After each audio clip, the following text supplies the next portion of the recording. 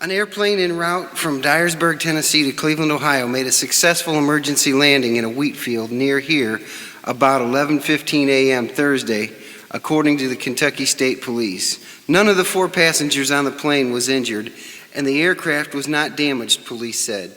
State Police Information Officer Richard Wright said a 6-inch section of the airplane's propeller broke off while the craft was flying at 5,500 feet.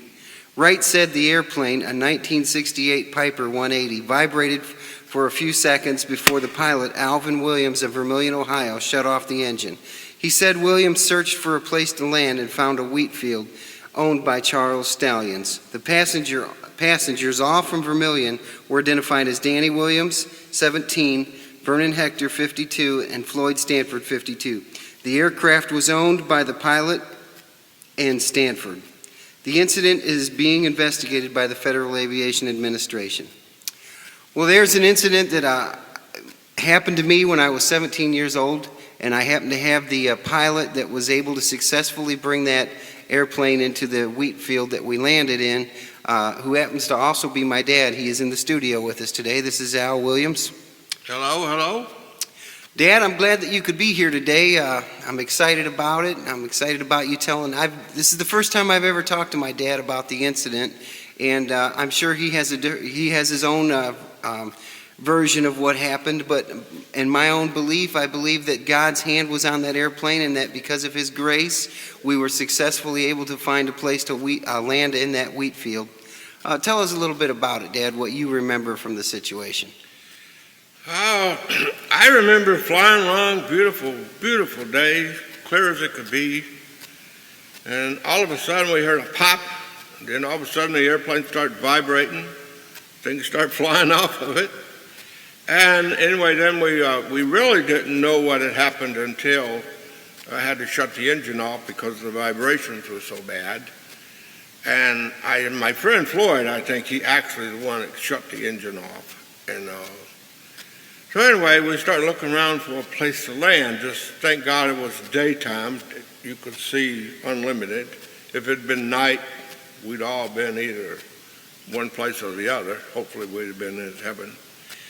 But when we did finally pick out a spot to land, we talked about it for a little while. Then we went on in and landed, and we made a successful landing, didn't tear up nothing. Didn't do much damage to the guy's field, really. Anyway, we walked up to his house, and he was the nicest fellow I think I ever would meet in my life. He's come down to visit with us, talked to us for a little while, and we were about 50 miles from Louisville, and we were in the wilderness. So anyway, he's talked to us for a little while, and it was a beautiful day, and it was farming. And he told us, he said, well, boys, he said, old car's in the barn out there. He said, to check the oil. He said, it's full of gas. And he said, there's food in the refrigerator, and there's the telephone. He says, do whatever you have to do. He says, but I have to go back and plant corn. So he actually left us in his house, 4 guys he had never seen before and 2 or 3 minutes earlier. Gave us his phone to use, gave us his car to drive to town to do whatever we had to do, and gave us his refrigerator full of food. So, and as I recall, Dad, I believe that we actually took that car for 2 or 3 days, if I'm not mistaken. We were gone for a couple days with it, and it seemed like he worried about it.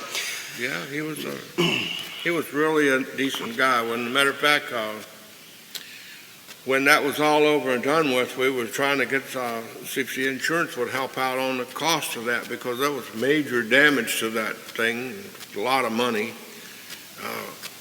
But the insurance for aviation will only pay if you crash and tear the airplane up. If the engine fails, the rod comes out of it, or prop breaks off, that's not considered an accident according to the insurance company. But the only thing they would pay for was damage to his crop And believe it or not, he wouldn't take a penny for no damage to the crop. He was just one nice, super. Very nice man, wasn't he? Yeah, he was a super nice person. But I remember, it seems to me like when we were sitting in that plane and that plane started shaking and vibrating and making, it set off the ELT, the emergency location transmitter. Is that correct? Yeah. Now, where's that located on the plane? That's located in the tail of the plane. So it would take a very severe vibration to set that off, wouldn't it? Oh, yeah. If we would have tried to run the engine to an airport, the engine would have ripped right off the motor mounts, and then we would lost total control of the airplane. So it worked out the best the way it was. But do you remember, I remember looking down and seeing nothing but mountaintops and the Ohio River, as I recall. And it seemed to me like it took a little bit of time to get the motor shut off, because even with the fuel shut off, the pitch from that prop that had that windmilling effect continued to shake that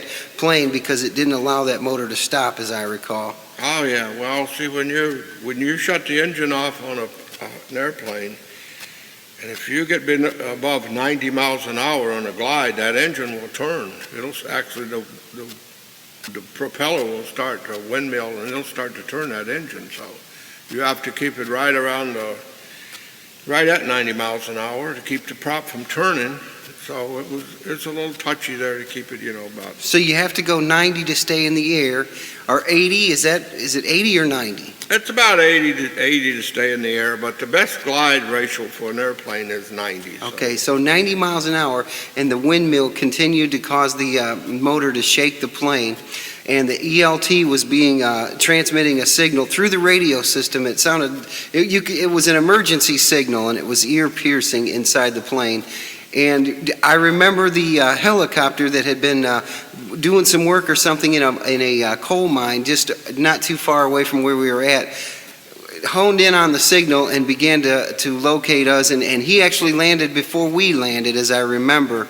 Yeah. And so it was really a good thing, because he would have been there if there would have been an incident where we would have had to have some emergency medical help. He would have been there for that. Yeah. But I remember that also that as we landed, it turned out to be probably one of the smoothest landings we ever encountered, wouldn't you? Oh, yeah. Well, they call that white knuckle time, when you're gripping the wheel so tight your knuckles turn white. Yeah, I remember that. Yeah. But now I'll tell you what I remember about it, Dad. I remember that we hadn't spent a lot of time together because you were busy working. You worked 2 jobs. You did construction on the side, and you worked the railroad, which I know now is a very, very time-consuming occupation. And it just so happened that day I was on my way out to the school bus, and you just happened to ask me if I'd like to go along with you. And I said, sure, I would love to do that, because I didn't get to spend much time with my dad. So I threw my books in the house, and I jumped in the truck, and we went off to get in the airplane with the 2 other gentlemen to go to Tennessee, and then they were going to fly from Tennessee to Arkansas, as I remember. Yeah. And so we stayed a couple days in Tennessee, and then they came back and picked us up at the local airport. And I remember everything was going real well, and I had just gotten saved. I got saved at a little church in Vermilion, and I hadn't been saved more than maybe a couple months, and I was just really on my honeymoon with God. I was praising God all the time, and really he was really showing me His grace and showing me His goodness at that time in my life. And I was like a little child. He wasn't really requiring me to walk real far. He would pick me up and hold me, and he was good to me. And I remember, and I was in the back of this plane all the way there, and I was just reading my Bible and praying and talking to God, and everything was good. And it was actually on the trip back home that this happened. We were in the airplane maybe, I don't know, less than an hour, I would say. Yeah. And suddenly all of this began to happen, and everybody instantly began to sweat.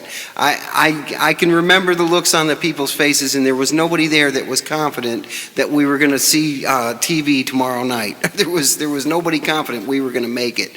It was a very scary situation. However, my dad did maintain very good control, very good composure. They did great communications on the radio to indicate our location and all the things that you would be required to do as a pilot and a co-pilot. However, we were in a very precarious situation. We had a mountain below us and a river next to us, and our plane was shaking very violently with the emergency locator transmitter going off. And as I began to pray, I remember a very, very strong peace that came over me, and I began to actually smile. And I knew, and I had joy. I knew that God was in control at that point. And it was right at that point that the motor actually shut down. We came up over a mountaintop, and there was a wheat field to the right-hand side. I can still see it in my mind. And I remember my dad pointing that out, saying that looks like the best location. And as we came in, it turned out to be the best landing that I had ever experienced. Of course, I had only been up with him a few times, but it was a very comfortable landing, and I knew at that point that God was truly in control. And this, I look back on this in my life as a period in my life where God says in His Word, I will never leave you nor forsake you. And I know that God was just showing me that to be true, for me to carry that throughout my life, knowing that no matter what happens, even 5,000 feet up in the air, when we lose complete control, God is still in control and has His hand on our lives. And when we choose to cry out to Him, He's there, and He's quick to respond because of His love for us, and He watches over His children. And I just thank God that my dad is an excellent pilot. My dad is a self-taught man, and he has a great deal of knowledge of the things that he studies and learns, and he has great comprehension. But I also thank God that he was there to show my dad as well. I believe that my dad has to know somewhat that God had a lot to do with that. How do you feel about that, Dad? Do you believe that there was a supernatural presence there in that plane that day? Oh, yes. Yes, I believe there was a supernatural presence there, or that engine would have popped right off the mounts, and we would have all tumbled to the ground, and maybe wouldn't have been here today. But if you remember that farmer, he told us, believe it or not, another plane a few years earlier had crashed in that same field in the back of his house.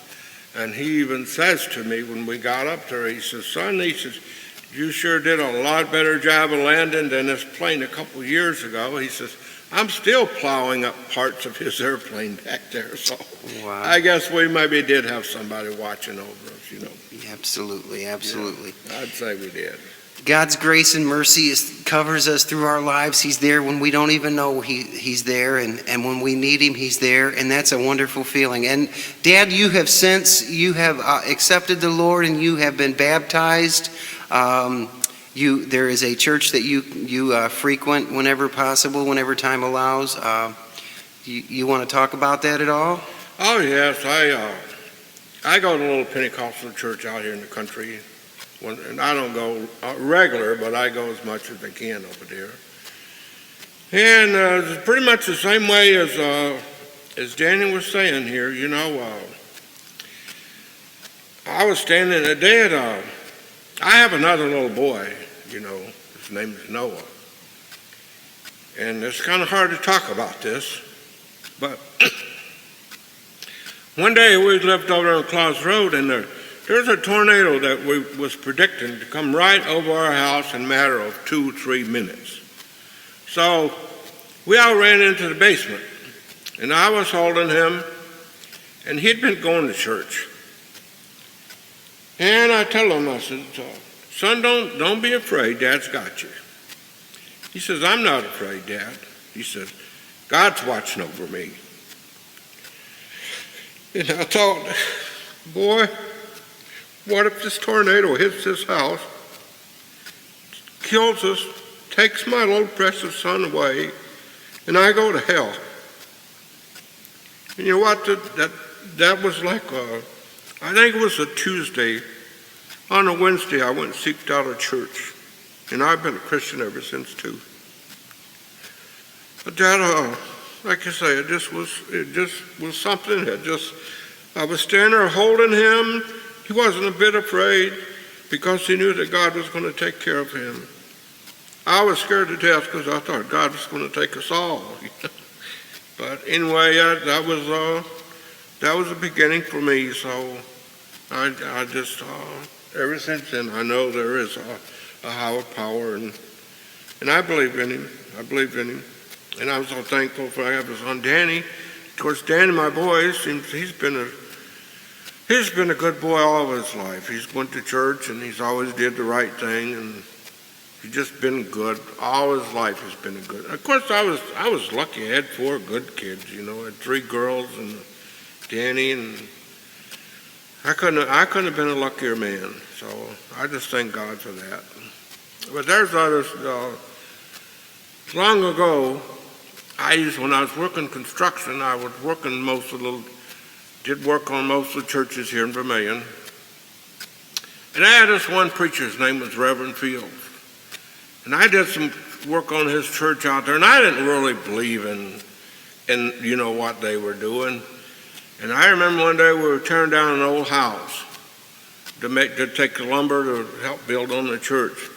So I was razzing some of the guys there, and we had a fire going, burning in the basement, burning all this crap lumber we weren't using, and it was really hot, been burning all day long. And I told one of the guys, I'd ribbon him a little, I said, "You think hell's hotter than that?" And without hesitation, he said, 7 times hotter than that. So I thought to myself, 7 times hotter than that fire? He said, "Oh, yeah." So then we talked, and Reverend Fields, he knew I didn't really believe in it, but I was helping him and I was with him, and he told me, he said, "Someday you're going to come to my church." I said, yeah, someday.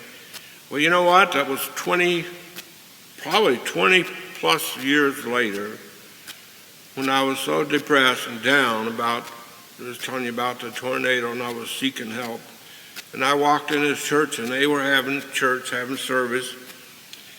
He hadn't seen me for probably 20 years, and he stopped the whole thing, and he introduced me to everybody in that church, and he told me, "I told you you would come to my church." And so that was a great thing too. It was just unreal that it happened that way, But when I walked in there, he stopped they were preaching and singing, and he turned around and he told the whole congregation. He said, "This is my friend. I told him 20 years ago he would come to my church one night," and he said, "Here he is." So that night I accepted the Lord, and I've been a Christian ever since.